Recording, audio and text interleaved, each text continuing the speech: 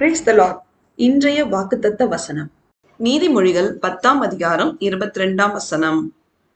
கர்த்தரின் ஆசீர்வாதமே ஐஸ்வர்யத்தை தரும், அதனோடே அவர் வேதனையை கூட்டார்.